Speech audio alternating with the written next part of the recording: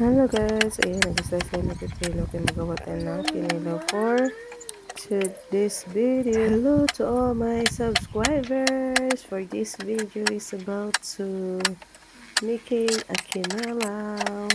So guys, nag-slice na po ako ng pipino, tsaka kamatis, sibuyas, at nilagyan ko na nga po ng kalamansi.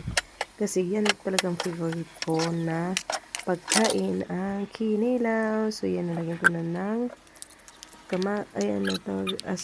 asin at saka suka. Yan, nilagyan ko na siya na sili para mas makulay ang buhay. Charot, nag colorful yung kulay. So meron din kaming pakbit at saka pritong isda.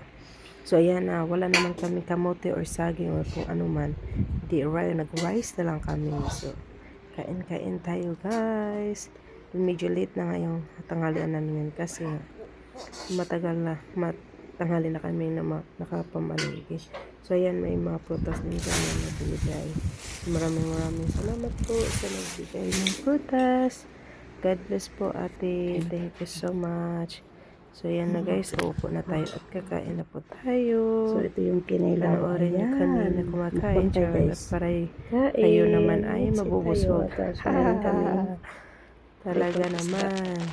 At So, saka, blessings, no? yan. Thank you so much, no? Pasalamat tayo. Let's eat, guys. Mga blessings na dumadating sa ating buhay. Oy! Araw-araw.